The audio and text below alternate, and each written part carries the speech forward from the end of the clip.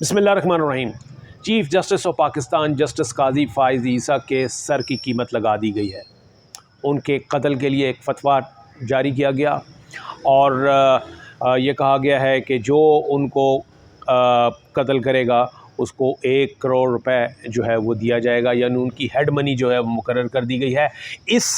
इस स्टेज पर हुकूमत जो है उसने वो हरकत में आई है, कानून हरकत में आया है। फौरी तौर पर जहाँ से ये फतवा जारी हुआ था उनको अरेस्ट किया गया है, उनके ख़िलाफ़ FIR दर्ज की गई है। न सिर्फ उनको बल्कि उनके जो फॉलोअर्स हैं, उन 500 फॉलोअर्स हैं जिनको के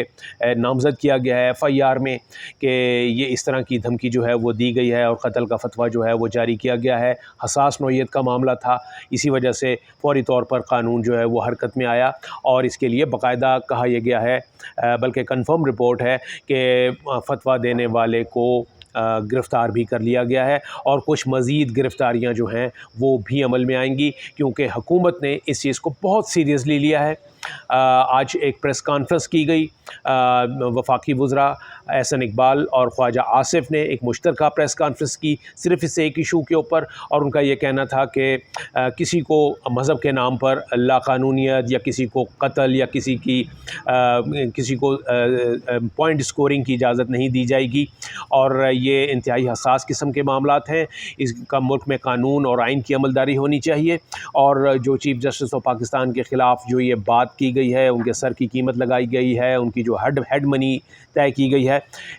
इसके ख़िलाफ़ सख्त एक्शन होगा। और फिर उसके बाद हमने देखा कि ये FIR का इंदराज हुआ, गिरफ़्तारी भी हुई और अब मुकदमा जो है ये आगे चलेगा। आपको याद होगा कि ये सारा केस क्या है कि ये एक कादियानी से मुताल्लिक़ एक केस जो है वो सुप्रीम कोर्ट में आया था। एक साहब थे मुबारक, उनका ये केस था, उनकी ज़मानत का मामला था। जस्टिस काजी फ़ाइज़ ईसा ने उनकी ज़मानत मंजूर कर ली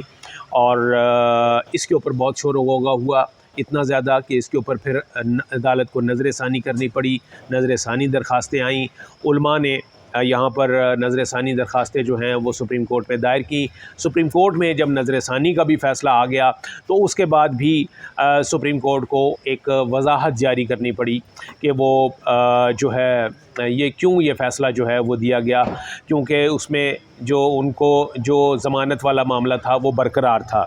तो इसके लिए जो 26 जुलाई को सुप्रीम कोर्ट की जानिब से एक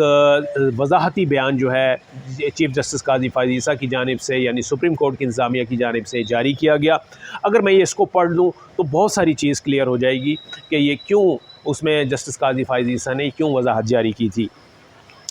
ये 26 जुलाई 2024 को जारी होने वाली ये सुप्रीम कोर्ट की प्रेस रिलीज़ ये कहती है,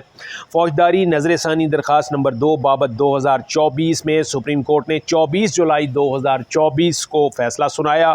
फ़ैसला उर्दू में लिखा गया है ताकि अवामुन्नास भी इसे आसानी से समझ सकें। फ़ैसले में वाज़ेह अल्फाज में कहा गया है कि हज़रत मोहम्मद सल्लल्लाहु अलैहि वसल्लम की ख़त्म नबूवत पर कामिल और गैर मशरूत ईमान के बग़ैर कोई शख्स मुसलमान नहीं हो सकता। और ये भी सरी अल्फाज में कहा गया है कि ख़ुद को अहमदी कहने वाले यानी कादियानी दोनों ग्रोह दीन व शरीयत और आइन व कानून के मुताबिक गैर मुस्लिम हैं। ख़ुद को अहमदी कहने वालों को अवामी या निजी सतह पर मुसलमानों में अपना अक़ीदा फैलाने का हक़ नहीं है। और हुकूमत पंजाब की नज़र षानी दरख्वास्त कबूल करते हुए इस बात की तफसीली वजाहत भी कर दी गई है। नज़र षानी दरख्वास्त की समाअत के मौके पर अदालत ने पाकिस्तान के मुस्तनद इल्मी इदारों से रहनुमाई तलब की थी और उनके अलावा अफराद को भी अदालत में अपनी तहरीरी दलाइल देने का मौका फराहम किया है। अदालत ने पार्लिमान की कमेटी की कार्रवाई का भी जायज़ा लिया और कमेटी के अरकान बशमूल मुफ्ती महमूद साहब, मौलाना ज़फ़र अहमद अंसारी साहब, मौलाना अब्दुल हक साहब, मौलाना शाह अहमद नूरानी साहब, मौलाना अब्दुल मुस्तफ़ा अज़हरी साहब,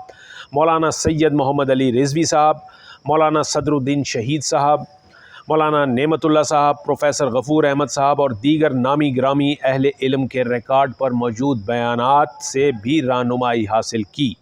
और इसके अलावा मौलाना सैयद अबू अल-अला मौदूदी साहब और दीगर मुमताज़ अहले इल्म की तहरीरों पर भी गौर किया, जिनका ज़िक्र फ़ैसले में है। फ़ैसले में वफाकी शरई अदालत और सुप्रीम कोर्ट के पहले दिए हुए फ़ैसलों की पाबंदी भी की गई है। इस सब के बावजूद اب یہاں پر جو سپریم کورٹ نے وضاحت کی ہے وہ یہ ہے کہ اس سب کے باوجود ایسے افراد جو بارہا موقع فراہم کیے جانے کے باوجود عدالت کی معاونت کے لیے پیش نہیں ہوئے، ان کی جانب سے اب بے بنیاد الزام تراشی کا آغاز کیا گیا ہے اور وہ اپنی آراء کو جید علماء کرام کے موقف سے زیادہ معتبر بنا کر پیش کر رہے ہیں، جو بہت ہی غیر مناسب ہے۔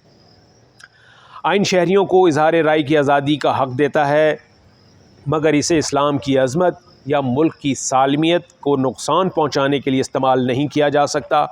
فیصلے کو غلط مفہوم پہنا کر پروپیگنڈا کرنا ملک و قوم کی خدمت نہیں، بلکہ فساد فی الارض کے زمرے میں آتا ہے، جس کی اسلام نے ممانعت کی ہے۔ آئین اور قانون میں بھی ایسی ہنگامہ آرائی کی اجازت نہیں ہے۔ یہ سپریم کورٹ کا اعلامیہ تھا جی، یہ 26 تاریخ کو جاری ہوا اور آج یعنی 29 تاریخ ہے۔ آج یہ بات منظر عام پر آئی کہ اس وضاحت کے بعد بھی ایک جانب سے جو ہے وہ قتل کا فتویٰ جو ہے وہ جاری کیا گیا، اور یہ مذہبی بنیاد پر اس میں مذہبی رجحانات کو جو ہے وہ ابھارتے ہوئے یہ فتویٰ جو ہے وہ دیا گیا۔ تو اس کے اوپر حکومت نے بروقت ایکشن لیا ہے، ایف آئی آر کٹی ہے، جو فتویٰ دینے والے تھے وہ گرفتار ہوئے ہیں، ان کے جو فالورز تھے ان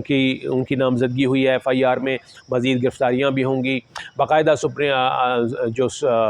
جو وزراء ہیں وفاقی وزراء، انہوں نے جیسا کہ میں نے پہلے بتایا کہ پریس کانفرنس کی ہے، انہوں نے باقاعدہ آن دا ریکارڈ اور یہ کہا ہے کہ جی جسٹس قاضی فائز عیسیٰ کے خلاف اس قسم کی بات کرنا یہ قانون کی خلاف ورزی ہے، یہ قانون کو ہاتھ میں لینے والا معاملہ ہے، کسی کو اس عمل کی اجازت نہیں دی جا سکتی، تو اس کے اوپر سخت ایکشن جو ہے اس کا اندیا دیا گیا ہے۔ بات صرف اتنی ہے کہ یہ ایسی نوبت آتی کیوں ہے؟ ایسی نوبت اس لیے آتی ہے کہ اب سے پہلے جتنے بھی جب ان معاملات میں کسی بھی جتھے نے، کسی بھی گروہ نے، کسی بھی گروپ نے جب قانون اپنے ہاتھ میں لیا، جب کوئی ناحق قتل ہوا یا کوئی حق پر ہی قتل ہوا، تو ہر صورت میں بھی جو ہے وہ جو انتظامیہ ہے، جو حکومت ہے، انہوں نے ہر دور کی حکومت نے اور ہر دور کی انتظامیہ نے اس سے پردہ پوشی کی ہے، اور وجہ یہ ہے کہ ان کے سیاسی مفاد ہوتے ہیں، ان کا ووٹ بینک ہوتا ہے، وہ اس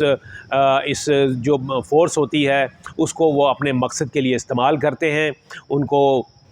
اپنے سیاسی مقاصد کے لیے استعمال کیا جاتا ہے۔ اس وجہ سے ان سے ایسا کام لینے کے لیے ان کی جب اس قسم کی قانون ہاتھ میں لینے والی واردات یا اس کو جب وہ قانون میں ہاتھ میں لے کر کچھ حد سے گزرتے ہیں تو اس کو نظر انداز کر دیا جاتا ہے۔ کبھی کسی کے خلاف کارروائی نہیں ہوئی، کبھی کسی کیس میں جو ہے وہ کسی کو سزا نہیں ملی، تو جب اس قسم کی صورتحال ہوتی ہے تو پھر یہی ہوتا ہے کہ وہ یہاں پر جو ہے نا وہ چیف جسٹس آف پاکستان کے بھی سر کی قیمت جو ہے وہ لگا دی جاتی ہے۔ تو اس کے لیے